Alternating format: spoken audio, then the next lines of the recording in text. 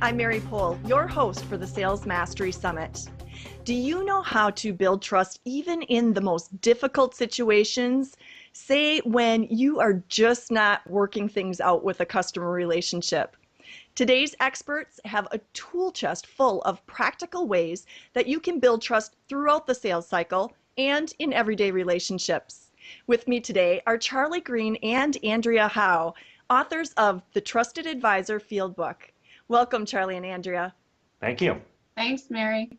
So great to have you. And I'm very excited because trust is a very abstract concept. So the fact that you've got very tactical and practical tools to help really build someone's trust building acumen is very useful to us all. So I understand that you've got scripts and worksheets and checklists that really help someone change their actions, not just their mindset around building trustworthiness. So to start out, can you help us understand what are some of the actions someone would take to build their own trustworthiness? Yeah, I can help with that, and Charlie, chime in with anything critical that you think Sure. that I miss. One of the things that we feature in the Trusted Advisor Field Book that it was actually created and first shared in the book, The Trusted Advisor, that Charlie co-authored, a little over a decade ago, right now, Charlie? That's right. Is the trust equation, which the primary purpose of the trust equation is to make what is abstract concrete. And it looks at trustworthiness across four dimensions, four variables, if you will. And those dimensions are credibility, reliability, intimacy, and those three appear in the numerator of a formula. And in the denominator, the fourth variable is self-orientation. So the goal is to increase everything in the numerator, your credibility, reliability, and intimacy levels, and to decrease or keep at a minimum your self-orientation. And there are, in fact, specific actions that you can take in each of those variables. Mm-hmm. I can give you some examples if you'd like. Go ahead, you're on a roll. Yeah, okay, I'll keep rolling. So a couple examples for credibility. I mean, what we all intuitively understand about credibility is to really know your stuff. I mean, that's really a key part of it, is your credentials and your qualifications. So do your homework, be prepared, know your subject matter expertise. One of the most under-leveraged aspects of credibility, that being said, is truthfulness or honesty. So a key action that you can take to build your credibility is to actually be willing to say the tough stuff, to name the difficult conversations, to maybe have a point of view that's a little bit contrarian or provocative. A couple of examples for reliability, which is actually of the four, probably the most mundane of the variables, is to, have your actions and your words line up as consistently as possible. And when you make a promise that you're not going to be able to deliver on, do what most people actually don't, which is to get in communication immediately. A couple tips for intimacy. I think of intimacy as having three basic dimensions. The one we, again, intuitively understand is discretion. Probably next in line, we understand pretty well, but don't necessarily do as well as we could, which is empathy. Being easy to relate to and relating easily with other people. And a key action to take around empathy is to practice really, really great empathetic listening. And then the third aspect of intimacy is risk-taking. And that kind of ties to some of the things I said before, but, being willing to ask things that others might not, or say things that others might not be willing to. And then the self-orientation, a couple key actions to keep that as low as possible. One is to really come from a perspective of curiosity, to really, really be interested in other people, and to make sure that you're focused on their agenda, not yours. Okay. I love that. One thing that popped into my mind living in the Midwest is I think we are schooled at an early age to be conflict avoiders. So when you mention, address the tough stuff immediately, how do you get somebody over that fear factor that it's okay to address the tough stuff? As a fellow Midwesterner, let me, underscore what you said. You're absolutely right. We're taught that nice people don't seek out conflict. You don't make other people feel uncomfortable. You don't contradict them. You don't, you take care of business quietly behind closed doors. And if you don't have something nice to say, don't say anything at all, etc. Exactly. And, unfortunately, as all of us from the Midwest also know, that is a recipe for just stuffing stuff down and postponing it and not dealing with tough issues and so forth. So the real question is not whether that's right or wrong. It's wrong. The question is, how do you correct it? How do you do it rightly? How can you, in a socially acceptable manner, raise the difficult issues that we all sort of wish we could sweep under the table? And the answer lies in these steps, in particular the last two that Andrea mentioned, the intimacy and the low self-orientation. And there's a very particular tool we developed called Name It and Claim It, which is a grammatical construct for actually calling out the difficult issues in the room and speaking to them. We can get into that later, but it's actually, you can kind of condense it to a grammatical formula if you're careful about it. That lets you then raise discussions, and if you're the one who takes the risk of raising it, a funny thing happens. Like a minor example would be if you say, look, I'm probably the only one in the room who doesn't get this, but would somebody mind helping me out with the stupid question, what is XYZ? Well, you know what? You're not the only one in the room that didn't get what XYZ was, and everybody else knows it, and they appreciate that you were the one that raised it. So they may kid around, but you'll get your question answered, and everybody will appreciate that you were the one to break the ice. So I think of it as a socially acceptable way of getting to the difficult issues that people don't talk about. Love it. Okay. Are there changes in the current selling environment that you feel impact the need for trust building or make it a greater hurdle to overcome these days? Andrea? I was just going to say, that's a great one for you, Charlie. I'm happy to. Sure. I think you start, and I'll add if I see anything you need. Good. Yeah, there are some changes. One of them there is, and this is not news to anybody, but it's empirically true, there is massive wide-based cynicism and lower levels of trust today, compared to 10 years ago. And this is not a forum to go into all the reasons why. It's simply true. Our level of trust in all kinds of institutions is down. Our level of trust in salespeople, et cetera, all that stuff is down, down, down. And that sounds like bad news. I mean, the truth is, it's actually great news for anybody that really understands how to develop a trusted relationship with a customer. It means everybody else is dropping, and if you can figure out how to behave in a decent manner, you got a tremendous competitive advantage here. So, at a time when trust is declining, that's good news for those who know how to be trustworthy. And so why do you think others are dropping right now? Well, I think, on average, everybody's average. We've become less trusting of entities, business entities on Wall Street. We've suffered through a few decades of ideologies that talk about competition and winning and sustainable competitive advantage. And too many people and too many institutions have gotten short-term oriented, self-oriented, selfish, too economically oriented. And we've been taught lots of things in education in general and business schools that the only real stuff is things you can measure. The only real approach to changing things in sales is purely behavior. Honestly, none of that stuff is true, and we all know it's not true. Attitudes matter. Intentions matter. Beliefs matter. The things that drive your behaviors are the things that you inmostly believe. And all of us recognize that in another human being. We know when somebody's flim-flamming you. We know when somebody's slinging it and trying to get by on us. We just know in our bones. Human beings are very highly wired, highly evolved. We have BS meters, if you will, and we know. So what we need to do is rethink and get back to a fundamental basis of trust and trust-based selling, which is very simply this. If you help other people out, they will help you out. If you listen to other people, they will listen to you. If you do long-term oriented things for other people, they will do long-term oriented things for you. Human beings are just wired in a kind of reciprocal way. And the reverse has been true too. If we behave in a short-term manner, we're going to get short-term behavior back. If we behave suspiciously, people will suspect us, and so forth down the line.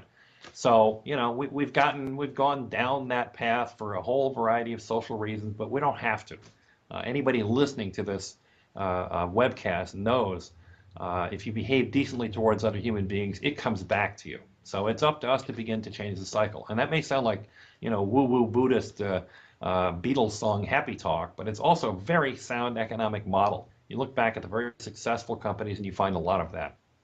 Well, that ties perfectly into the trust equation that Andrea shared with us, that essentially under pressure, people have a natural tendency to become more self-oriented, which is going against them. And the environment is creating a greater hurdle for establishing credibility because the given trust factor is so low to start out with. So it's a double whammy there. Yeah. So Andrea, did you want to add any comments to that? No, I thought it was perfectly articulated, Charlie. Thank you for that. Okay. So with the advent of social media, and if you're 15, that is how you build trust apparently with your friend, your closest, your BFFs. When it comes to business, what would you say, how is social media helping or hindering the trust building process? As much as I want to lob that back to you, Charlie, I'm going to take it and then have you add, because I have such a love-hate relationship with social media personally. Mm-hmm. But, I think it's probably safe to say that it puts all of our trust building or trust breaking behaviors really under, it shines a spotlight on them in a whole new way, because we have this ability to connect or not with, thousands and tens of thousands of people, whereas before, maybe our sphere of influence was, in the hundreds. And I think how we conduct ourselves online and how we do or don't apply all the basics of building trust is just as relevant, if not more so. For example, are we out there tweeting about ourselves, or are we tweeting about other people? Are we trying to share knowledge and be a catalyst for promoting others, or are we primarily using it as a mechanism to promote ourselves?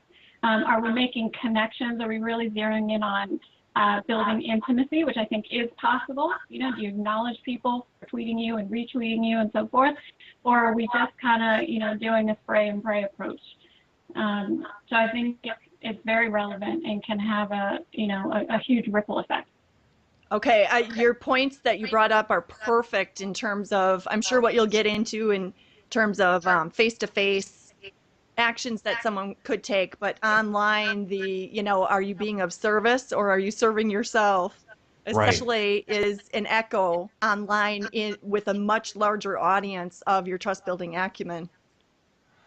Yeah. Let me just add a little bit to that. It's the social media allow us to amplify both the best and the worst of our behaviors. And if we are behaving, if our sales efforts are essentially selfishly oriented and promotional in nature and self-serving and short-term focused, that's the instinct. Oh, let's put a web page out about us.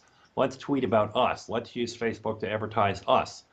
And by contrast, you see some very intelligent, evolved approaches in social media. I think of the inbound marketing and content-based marketing as two very significant movements who recognize this is a chance to actually give to our customers and clients, and resting comfortably in the notion that human beings will respond in kind. Again, we're back to that people return tit for tat. If you give people useful material focused on them and dial back the selfishness meter and give it a longer time to take care, amazing things happen. I think it's kind of exciting. Definitely. So you really can help clients from the scenario of meeting a stranger, which we've talked about. It's tougher to establish a trust-based relationship with a new prospect or stranger nowadays because their trust meter starts out lower, and just the pressure of the business environment may create more self-orientation. So can you help us with some scenarios of building trust at the beginning of a relationship, and then maybe migrate through a scenario of dealing with an inevitable conflict that happens in all long-term relationships, and how you really do navigate that in a trustworthiness way? Sure. Andrea, why don't I take some of the opening and you take the conflict? Sure. It's if you do nothing other than say, here I am, yes, it is more difficult these days, but it's not that hard actually to lower boundaries and create a trust-based relationship with people right off the bat, if you go back to some basic principles. One of the things that Andrea mentioned in the trust equation around intimacy is ability to know, to take a risk, to share who we are, to be transparent. And you'll notice that the big success stories out there online, almost all focus on a lot of transparency. They are not hiding anything. The companies that get in trouble, the organizations that get in trouble, are those who are trying to hide. One of the fastest ways to make a new relationship is to let everybody know as much as you can about who you are. Show them your picture. On your website, get a photo up there, stick some video up on your site. Make sure that people know immediately they've got full access to all your product line, your service offerings, whatever it is that you're doing. Don't focus so much on making it polished and sharp. Show everybody what you got, warts and all. we respond very favorably to being told, this is who I am. And you know, I'm not perfect, and I'm the first to admit it, but here's who I am. That is something that we immediately trust. We don't trust people who we think are trying to fake it.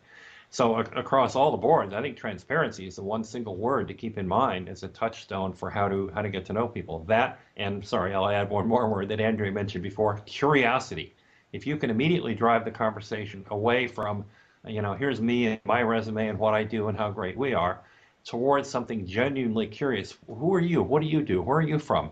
What's your background? What are your issues? You know, focus the conversation on the others immediately. That relaxes them. That increases the level of trust. Perfect. And Andrea, can we toss the baton to you then? And Charlie gave us great advice to initiate the relationship, and then eventually we're going to disagree on something or have some inherent conflict, perhaps even company drop the ball, and I get to take the lumps for that. How does somebody deal with that and maintain the level of trust? Yeah, so, and if you don't mind, I'd love to just add two quick things to what Charlie said, building on that, and to what you said, Mary. You raised a great point that in today's environment, it may seem like it's all the more challenging to build trust in a new relationship. And I think paradoxically, it means it's all the easier for us to differentiate ourselves if we're willing to do the things that Charlie articulated. So in a way, the environment really is right for establishing yourself as a trustworthy person. And I think a critical way for salespeople to do that, Charlie talked about, you know, here's who I am, warts and all. How about as well, here's who I'm not. And here's who we're not as an organization. And by the way, if you need X, Y, or Z, we're not your people. Let us refer you to so-and-so and thus and such. And, you know, really becoming and establishing yourself as an honest broker, I think, you know, in a first interaction is a phenomenal way to build your trustworthiness.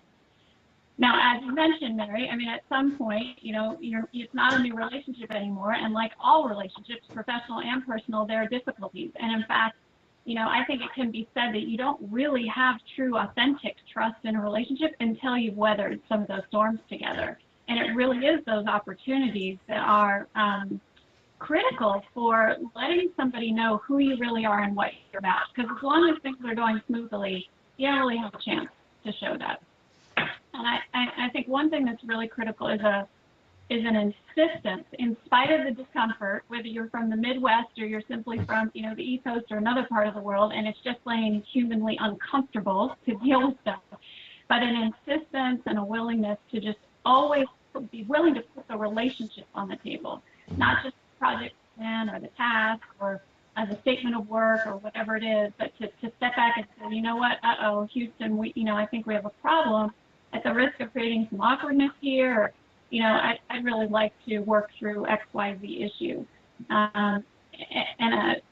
Just a willingness to do that from a place of caring and with lots of, you know, caveats, you know, gosh, at the risk of creating an awkward situation, or I think it goes so far in terms of building a relationship and making it safe and comfortable for the people on the other side of the situation, you know, just kind of be willing to open up and you know, just have a real conversation. And I think our willingness, leading with trust, to take responsibility for whatever there is to be responsible for if something has gone awry, and we always have at least like a little piece of responsibility somewhere, and a willingness to lead with that and say, you know, here's how I messed up, or here's how we messed up, or gosh, if I had a do-over, this is what I wish had happened. Without an expectation necessarily of that coming back. But again, paradoxically, when we're willing to do that, 9 times out of 10, if not more often than that, that's exactly what comes back. You know, the people on the other side of the issue are saying, well, you know what, truth be told, if we had to do it all over again, we should have done X, Y, and Z. And then not only do you just completely open the floodgates of communication, but you've learned so much and grown, you know, as a team, as an organization, as people working together. I can see how that would build such tremendous loyalty that actually blacks out competition, because if someone has achieved that level of trust with you, starting over with somebody new, you know, why would you do that if you've already reached that level with who you're already working with? Right. So can you actually use these principles if you're not face-to-face? So many people work in virtual team environments, maybe over Skype, And, Right. you know, if they're lucky, they have video Skype, but mainly it's an email and teleconference relationship. How do the Right. principles need to be adapted, if at all? Well, first of all, the principles are identical. They do stay the same. You know, you're open, you're transparent, you call out issues that are real, you focus on the long term. When you reduce the bandwidth available to us, you know, meaning when we've got less visual, all these lowered things, you need to really amp up the few degrees of freedom that we still have. You need to be careful in your language.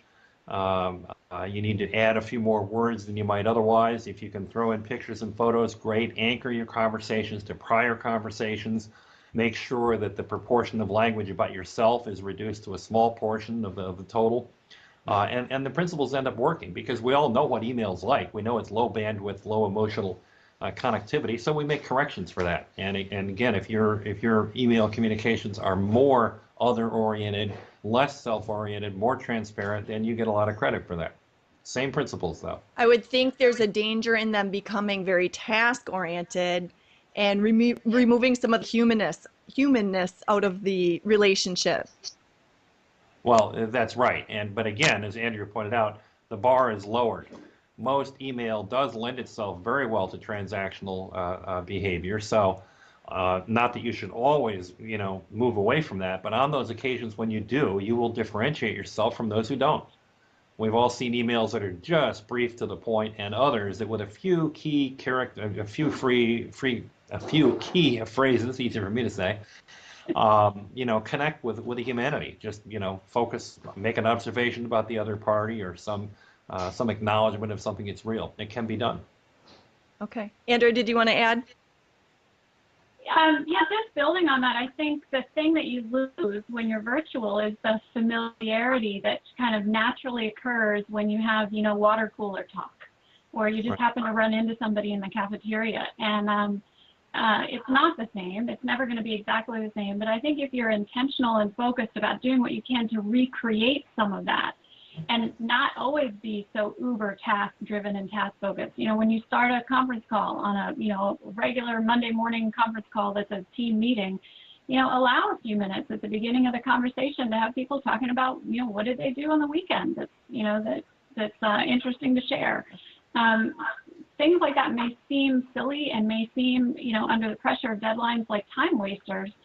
And you think about the time that's saved because that sense of comfort and familiarity gets created when those problems occur, and they inevitably do.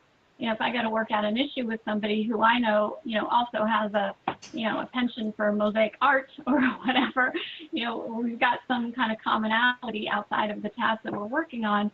It's just, you know, it's like it greases things, and it makes everything easier. Okay. I want to add to what Andrea was saying there. One of the common complaints we get from sales organizations is, I haven't got time. All this is very nice and fluffy, but, you know, it's nice to have, haven't got the time. We're in a hurry here, deadlines, pressures, etc. It's one of the dumbest comments, you know, to be perfectly blunt, that you can make. It's about expense versus investment. If you were constantly chasing around the short term, saying, I've got to save 5 seconds here, I got to save 1 minute there, you end up never investing in the relationships, which in fact make everything go far more efficiently. You can see it in simple things like repeat business ratios. If you have a 70 or 80% repeat business ratio, you are spending way less time spinning your wheels than somebody who has to get a 50% renewal rate all the time.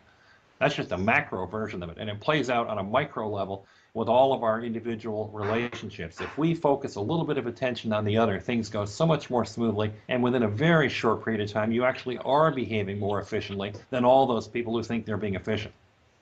And I can see how that could play out as the sales rep says, I only get 15 minutes with my customer. You know, I need to get down to business here, but you'll get more time next time if you've built that trust relationship. Often you'll get it that time. If you spend the first 10 out of 15, you know, talking about what's on their mind, you know, they'll often extend you right there. Let's keep going. Yeah, exactly. So without having the perfect highest level of emotional intelligence, how does somebody work through a disagreement where you're adamant in your way, the customer or other person's adamant in their way? How do you work through that and maintain the trust? It's a good question. So how about I start, Charlie, and you add? Um, so it's funny because, you know, it reminds me of, you know, lessons in my husband and I recently went to a couples workshop, a weekend, you know, focused on, we're newly married and we really want to get our relationship off to the best foot possible. And darn, if they didn't spend the entire weekend teaching us about listening skills and really getting in the other person's world. And, you know, when you have a major, like, personal disagreement, that's the predominant thing to do. So I'm chuckling at your question because, you know, you think, wow, this is the business world, you know, it ought to be very different, you know, the rules are different, the engagement is different, and the reality is it really isn't. You know, if you've got two people, you're just positionally just completely at odds around an issue, I'd say the first place to start is get off your ass, you know, lower your self-orientation, up your curiosity, really, you know, find out how does the other person see it, and communicate to them that you get it. You know, well, here's what I'm seeing from your seat at the table. So in other words, you know, you see X, Y, and Z, and from your perspective, A, B, C are the most important things to accomplish. You know, do I have that right? Tell me more. Okay, now I see this part. Do I have that right? Tell me more. If you spend a little bit of time investing in that, then they're, by virtue of reciprocity, then likely to be interested and curious to do the same thing with you, understand your perspective. And if you're just rigorous about doing that, you know, 9 times out of 10, again, you know, high degree of probability, what's going to get unveiled is some kind of common ground or some, you know, place where you can connect around something. And if not, like, worst case scenario, if there's just no room for that, then at least what you've done is built some goodwill. And you can hit the pause button and say, you know what, I think, you know, we need to come back to this, or I'd not like to think this over, you know, whatever it is. But then at least there's some kind of movement. And I think what happens is when there's disagreement and polarity, we just get stuck. We get stuck in our own mindset, our own point of view. We're right, they're wrong, you know, whatever it is. And we just have to be able to crack that open a little bit. I think when you find yourself in that situation of, you know, we want this and they want that, the first thing to notice is that you're in that situation. And to be able to say out loud, holy cow, here we are stuck, us versus you. What's wrong with that picture? I mean, let's both notice that we're in this oppositional thing. That's crazy. Let's both get on the same side of the table and start refiguring back out the good relationship that we have. Well, you know, let's focus all the things we have in common and let's start talking about what our differences are and how we can put them back in a relationship context. If you're the one, and the salesperson needs to be the one to do this, to say, listen, if we're stuck against each other, we're crazy. We're doing something wrong. You know, I'll be the first one to raise my hand. We got something wrong here. Let's refigure it out. What do we have in common? You know, let's start with you, and so forth and so on, all the things that Andrea mentioned. One of the tips, by the way, one of the best ways to find common interest is to lengthen the time frame. Too much time is wasted focusing on a transaction. And so many of those situations, Mary, where you mentioned, you know, we want one thing and they want another, they're around a transaction. And the way around a transaction is never do a transaction. Only do one transaction out of 57. Okay. So you may say, well, this is the third iteration of what I hope will be 500, or this is the 27th. Why are we getting stuck on this? You know, we can make up something to you the next time. You can make something up to us the next time. We can expand the horizons over here. We can do this, that, or the other. It is crazy for us to get hung up over what is simply a bump in the road, a transaction in a much longer relationship. Okay. Beautiful. So do any of these principles change as you're dealing with the C-suite? There's one that comes to mind. I'll give Andrea a moment to ponder a few others, but one in particular, when you're selling to the C-suite, one of the things that's different is you are not necessarily supposed to always be selling. Sometimes you should say, you know what, you shouldn't even be buying this decision at all. You should do nothing. Because everybody below the C-suite, your job as a salesperson is to sell. If you want to be effective in the C-suite and stay there, you have to recognize that's the level where problems come to get sorted out as to whether they're worth solving or not. And if you're the one who can stop being push our solution and rather say, you know, let's think about what's right for you people. Maybe you need to pass on this one, or maybe this is a completely redefined issue. If you're not willing to put your own sale at risk, why should anybody trust you? And the truth is that sales in the C-suite are often not so obvious. You know, it isn't which CRM system do we buy, it's should we buy one at all?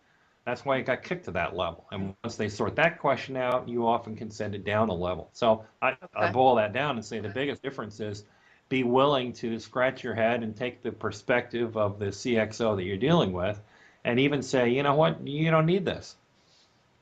Perfect. So one thing I would add to that is, and I think it applies universally, and it especially applies when you're selling to the C-suite, is to really check your motives. Because a lot of times we want to get into the C-suite for the wrong reasons. And it's not the reasons of what's best for the client or, you know, who really is the right person in the organization to sell to or engage in some kind of dialogue with. It's, oh, it's the C-suite. You know, there's something wrong if we're not engaging at that level. And I've literally heard dozens of C-level executives, you know, serving on panels, giving advice to people in professional services, saying, look, you're knocking down my door all the time. I'm really not the best person for you to talk to. Right. You know, I'm going to push these decisions down. If I'm doing my job as a C-level executive, I'm actually not the one that I'm not the door that you need to bang down. And you're additionally setting yourself up for trouble if there is somebody in there and you're kind of making it even appear like you're doing an end run around them to get to the C-suite. So being really rigorous about what are your motives and why are you trying to get in there and what is it of value that you can offer, you know, that executive. Being really clear about that before you even make an attempt, I think, is really important. I like your answers together because it's such a good checklist for somebody, which is what you provide, that really the C-suite's job typically, I mean, there's certainly things that they are going to make the buying decisions on, but typically they're deciding whether to solve the problem or not. And if you have to knock on that door, your risk is you may convince them that it's more trivial than they thought and we're going to invest our budget somewhere else. So really, you know, work with the level that's appropriate to make the call on which supplier, but assume they've already decided to solve the problem. And if they haven't, maybe that's when you escalate. Mm-hmm. Is that fair? I think so. I think so. The one thing I'd add, Mary, is, you know, be careful. I think we all have to be careful of our concerns that if we do something, then the risk will be they'll see that it was trivial and therefore don't want to make the buying decision anyway. And if that's the case, I mean, if that's really what is best, then I don't think we should fear that. Right. Right. You know, and that's the fundamental difference between kind of the mentality of traditional selling versus trust-based selling. In trust-based selling, you're trying to help the buyer make the best decision for him or her in that particular moment. In, you know, the way traditional sales has been approached, it's, you know, trying to convince them to buy from you. Right. And it's just, it sounds like simple word shifts, and yet it's a fundamental difference in orientation. And if the truth is that, you know, this particular purchase isn't the right thing right now, then I think as salespeople, we all owe it to ourselves and to our clients to make it our job to get that truth out as quickly as possible. And by the way, nothing is more trustworthy than to say, I'm not the guy, or you don't need my product in this case. It reminds Immediately, you trust the person who says that. Exactly. I was going to say it reminds me of Santa Claus in Miracle on 34th Street. Exactly. When he refers a lovely woman. the May Santa who refers customer to Gimbals.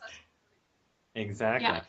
That's right. Yeah, and mind you, I share that story a lot in the programs that I lead. And, you know, Santa got fired, right? So life for Santa wasn't so great in the short term, right? But in the long term. Santa got fired by his immediate supervisor and rehired by the CEO. Right. Exactly. Exactly. Because he was such a great trust builder, it drove up their business.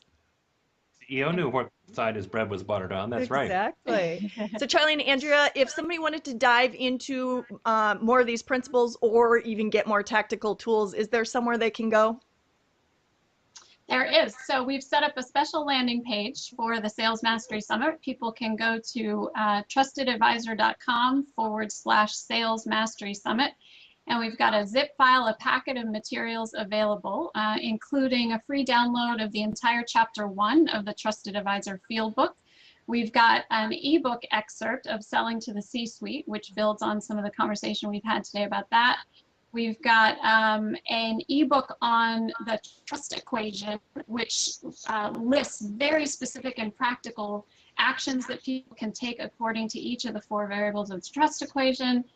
An article on the paradox of selling, and brand new, before been released to any other audience, we've actually excerpted all of the worksheets from the 31 chapters in the Trusted Advisor Field Book into both a PDF and a Word form so that even without buying the book, you can get the benefit of using the worksheets and putting things into practice. Excellent, excellent. Wow, what a gift. I love to ask, what excites you about transformations that you've helped clients accomplish when they really do pick up on the trust building skills and see what kind of results they can get? Do you have any favorite stories? I have one top of mind for me because it's recent, and then but I hear variations of it all the time. I was working with a client last week. This happened to be the executive leading a group in a global accounting firm, and he was, right after we'd done a half-day program, he let me know the day later that he'd had a conversation with a client immediately following, and he said, and I put what we talked about to practice right away, which simply came in the form of he just practiced listening to the client instead of rushing so quickly to try to solve a problem or to mediate the conflict or the disagreement. He just kicked back and listened. And he said at the end of the conversation, the client convinced himself that the right answer was the one that my organization had suggested in the first place. And I hear that all the time. Yeah. Whatever the stakes are, whether there's a conflict or some kind of negotiation, or whether you're wishing for a sale, if you're just willing to just take a deep breath and relax and listen and get on the other person's agenda and really seek to understand their point of view, so I get excited when little things like that just make such a big difference. Like it just, blows open an entire relationship and a way of being in a relationship. Yeah. I think both Andrew and I treasure these sort of transformative aha epiphany type moments, and there's a bunch of them, which I'll just pick one. There's a woman who took on a new major project management job for a systems consulting organization. And as she took it over, it was for a federal agency contract, I think. As she took it over, she realized that an upcoming deadline was in danger and honestly not going to be met. And there was all kinds of pressure from her higher ups and to the client to sign off on the upcoming status report to say everything was going to go along as scheduled and proper. And she kind of, the night before, she could hardly sleep and decided she was just going to have to say it wasn't going to go, and she would probably be fired for having said it. So she went in, and they, in some big official building with all kinds of big tables and so forth, and the government main client asked what he thought was a fairly pro forma question: how are we doing on status? And she said, I don't think we're going to make the deadline. Gasp in the room, and she left that night thinking that was it. Well, the next day she was informed she got promoted for having been so honest and direct, and finally they could believe somebody, and everything ended up happy. We find that over and over and over. There's a sort of paradoxical quality to trust. Like, the most trustworthy thing you can say is, I don't know how to do that. Who's going to doubt you on that one? We find those components over and over. Lots of neat stories like that. I love that both of your examples really highlight that trust equation. So, if you stay self-oriented in terms of my job's on the line, that's driving up the wrong part of your equation, let go and do what's in the best interest of the project or the client. Perfect. Right. So as people are diving in and learning these skills, where do they get stuck or tripped up? I'll start on that one. They always get tripped up in the same place. It's fear. They suddenly get transfixed with fear. Oh my God. And you can run down the list of 1,001 fears. I'll just mention a few. Anybody listening to this can fill them in. I'm afraid they're going to find out that I don't know. I'm afraid I might be wrong. I'm afraid I'll look stupid. I'm afraid I'll look young and inexperienced. I'm afraid they won't think well of me. I'm afraid it's not going to work. I'm afraid this is inappropriate. I'm being socially wrong, et cetera, et cetera, et cetera. And therefore, what do? Nothing. And nothing is the enemy of trust. If you just sit there like a lump, like a bump on a log, doing nothing, nothing will happen. In fact, it'll generally atrophy and just get worse. So what we have to do is sort of learn to remember when we're in these high stress moments. Oh my God, here's another of those learning opportunity moments. I guess I better speak some truth, be honest, be transparent, put the truth out there, and trust that this stuff actually kind of works. And of course, it usually does. Love it. Andrea, do you have any? Yeah, I have another one to add. I mean, underscore, bold, italicize everything Charlie just said. And I think another place that we all get tripped up, and I use the universal we because, we're human, it happens to the best of us, is that we don't cultivate trustworthiness as a habit the same way we do other things. You know, we will habitually check our email. We will habitually call our prospect list. We will habitually read industry blogs. And yet we don't habitually build our trust muscles the same way we do other things. And I think that's a key gap for all of us to close and look at how can we, on an ongoing basis, keep it top of mind and develop the same level of habit and mastery around trust building that we do around other things that we, imminently value. Well, I love it. That's our goal with the Sales Mastery Summit, is to build skills that someone can master.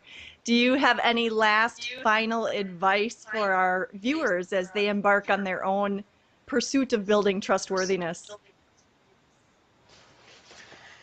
Well, I mean, the tenor of a lot of what you're asking and what I think people are looking for are, behavioral things that I can take away and do tomorrow. And I'm always a little hesitant to give those because a lot of good comes, the actions come out of a good mindset. But that said, let me mention two.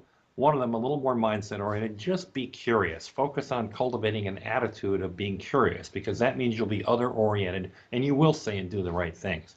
And if you want a really behavioral, mechanical thing that you can do starting in 10 minutes, the next person you have an interaction with, make an observation, a guess about how you think they might be feeling. And it's as simple as saying, you look a little fill in the blank. You look happy. You look a little concerned. You look a little upset. Just make the observation, based on what you see. If you can learn to do that, you get over an awful lot of fear. It's totally other-oriented. You will surprise people and generally delight them. And you'll get over the fear of commenting on other people's feelings. Love it. Andrea, any last words from you? Yes, so my piece of advice, and this is especially for salespeople, is to stop selling. And as crazy as that sounds, it is stop selling and start helping. Yep. So look at that prospect list, look at the sales pipeline, and go down systematically and say, how can I help this person? How can I help that person? What can I do to be useful? And allow the answers to be completely expansive. It could be, get their newly graduated high school senior an internship next year. Because a trusted advisor fundamentally is a safe haven for tough issues, not a safe haven for tough issues for which, you have a product or service. And I think having a helping mindset and having that long-term orientation and being willing to help however you can right now, whatever it has to do with, I think that's key advice, whatever it has to do with, I think that's key advice for anybody in sales. Perfect. Well, thank you both for helping us really learn how we can become trusted advisors ourselves. I'm sure for any of our viewers that we're really schooled on avoiding conflict at all costs and really challenged when they need to overcome issues with customers. This has been a real gift for them. Great. Thank you, Mary. Pleasure to be here. Absolutely. Thank you. And thank you to our viewers for tuning in and investing in your own success. The Sales Mastery Summit is here to help you never stop learning from the best. Take care.